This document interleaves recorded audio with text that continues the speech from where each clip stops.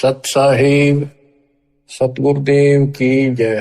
आशीर्वाद है मेरे बच्चों, सारे दिखाई देते हो। और परमात्मा और काल की एक बार परमेश्वर ने बताया कि हमारी काल के साथ वार्ता हुई थी, इसने मुझे चापलूसी करके वचनबद्ध कर लिया था कि 3 युगों में जीव, जब परमात्मा ने कहा था कि मैं नीचे के लोकों में जाके तेरी वास्तविकता बताऊंगा सभी प्राणियों को कि तू भगवान नहीं है, तू काल है, इनको खाता है, इसलिए तो इनको जन्मता और मारता है, पैदा करवाता और मारता है, असली भगवान कोई और है, वहां जाने का तरीका मैं बताऊंगा, ऐसा गुप्त मंत्र मैं लेकर आया हूं। तब काल ने पैर पकड़ दिए, बहुत ज्यादा जो है प्रार्थना की, परमात्मा ने स्वीकार की। इसने कहा कि भगवान 3 युगों में जीव ना ले जाना, कम ले जाना, थोड़े थोड़े, और चौथे युग में कलयुग में कितने ही जीव ले जाना, इतनी दया मेरे पर कर दो।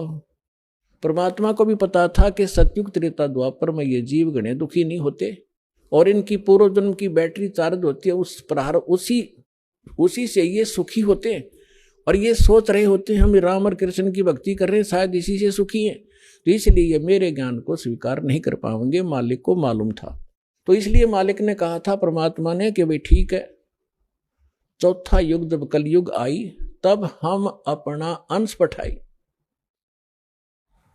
और काल फंद छूटे नरलोई सकल सृष्टि परवानिक हुई। परमात्मा ने कहा था जब कलयुग के अंदर मैं अपना दास भेजूंगा और फिर ये काल के सब बंधन छूटेंगे और सारा विश्व मानव शरीरधारी प्राणी और साथ में जो मनुष्य, जो पशु पक्षी हैं, वो भी मनुष्य धारण करेंगे और वो सभी परमात्मा की भक्त नाम लेंगे। सकल सृष्टि परवानिक हुई, परवानिक माने विकसित होंगे।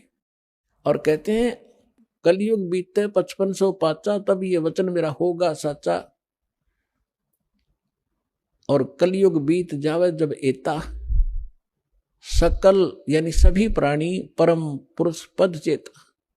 600 वर्ष पहले मालिक की वाणी में लिखा हुआ है, कबीर वाणी में, सच्चिदानंद घन ब्रह्म की वाणी में, यानी सूक्ष्म वेद में, उस तत्व ज्ञान में लिखा है, परमात्मा ने बोला था, धर्मदास जी लिखा था, उसमें कहा है कि जब चौथा युग जब कलयुग आई तब हम अपना अंश पठाई और काल फंद छूटे नरलोई, नर नारी सभी का काल का फंद छूटेगा, जो इसने जकड़ रखा है, मूर्ख बना रखा है, बस इतना ही सीमित कर दिया, ये तेरा बेटा है या तेरी बेटी है, ये तेरी कार या तेरी कोठी है, 1 मिनट में मृत्यु हो जा, छोड़ बेटा, अब ये सब मेरी है, तू गधा बन।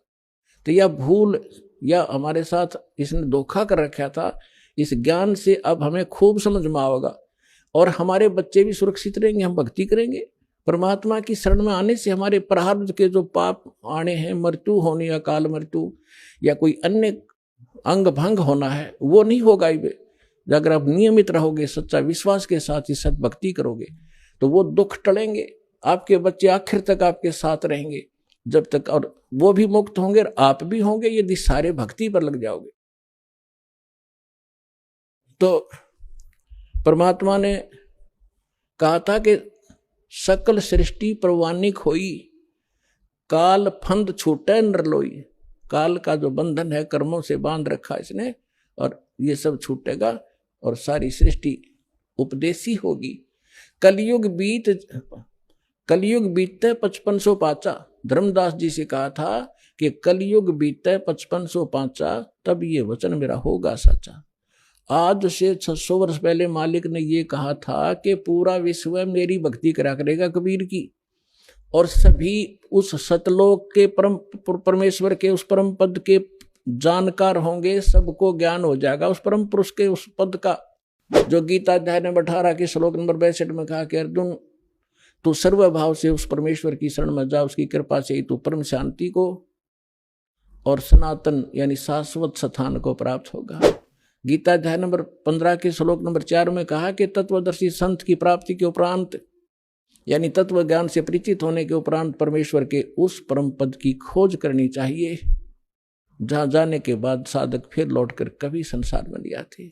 और जिस परमेश्वर ने सब ब्रह्मांडों की रचना की है अपने विषय में गीता ज्ञानदाता कहता है दूसरे अध्याय के 12वें श्लोक में, चौथे अध्याय के 5 और 9 श्लोक में, 10वें अध्याय के दूसरे श्लोक में कि अर्जुन तेरे और मेरे बहुत जन्म हो चुके हैं, आगे भी होंगे और पहले भी हम जन्मते रहे हैं।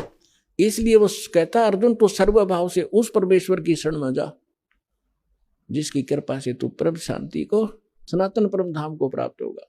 तो यहां बता रहे हैं परमेश्वर कि कलयुग बीत जावे जब एता 5500 वर्ष 5 वर्ष, और तब सकल प्राणी उस परम पुरुष के परम पद चेता, उस परमेश्वर के उस परम पद के सभी जानकार हो जाएंगे। कोई सतलोक है, सचखंड है जहां हम रहते थे, वहां जाना है।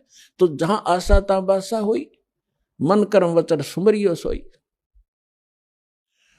तो जो प्रसंग चल रहा है हम उसी पर आते हैं। अब आपके जो पूर्व जन्म के संस्कार हैं उस कारण से आप भक्ति की चाह आप लिए हुए हो। दुर्भाग्य आपका कि उन नकली संतों के पास पहुंच गए।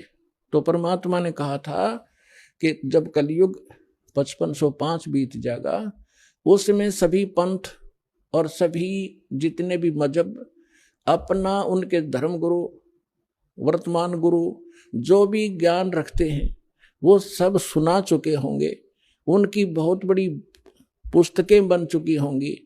उसके बाद मेरा दास जाएगा और उन्हीं सदग्रंथों को, जिन सदग्रंथों पर प्रत्येक मानव आधारित है, जो भी जिस मजहब धर्म से संबंध रखता है, उन्हीं से यथार्थ ज्ञान उनके रूबरू करेगा।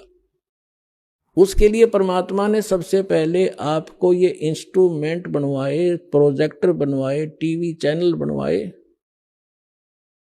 दास आपको तो अब समझ में आएगी कि ये क्या हो रहा है, और आपको इतना तो ज्ञान है कि आज से 10-12 वर्ष पहले इनका नामो निशान नहीं था, और पीछे जाओगे तो किधर सोच भी नहीं थी कि ये ऐसे इंस्ट्रूमेंट बनेंगे। यदि मानव बना सकता तो बहुत पहले बना लेता इसको।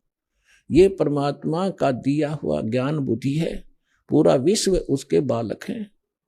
कहीं से भी इसने किसी क्षेत्र से, पृथ्वी के किसी कोने से भी इंस्ट्रूमेंट किसी भी अपने बच्चे से बनवाया, ये गॉड गिवन माइंड है। मानव जीव सत्र का ये नहीं बना सकता। ये इसलिए बनवाया दाता ने, पहले आपको शिक्षित किया। अब इस दास का जन्म 1951 में हुआ, तब तक शिक्षा का कोई नामो निशान नहीं था। इक्का दुक्का की तो पढ़ा करता कोई, और उसके बाद एकदम बाढ़ सी आ गई।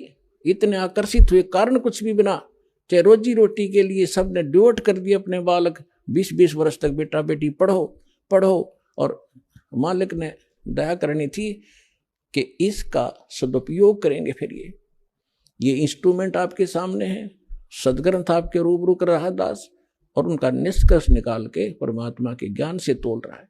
तो इस मानुष जीवन का मूल उद्देश्य यही है कि आप भक्ति करके यहाँ से पीछा छुटवाओ, और जिस परिवार को आप सुखी और धनी देखना चाहते हो वो भी भगवान से ही हुआ करता है। भगवान आपको दोनों काम करेगा, यहाँ भी सुख देगा और मोक्ष भी मिलेगा। अब ऐसा कौन अनजान होगा जो इस अवसर ने चुकेगा? अब सभी इस बात को स्वीकार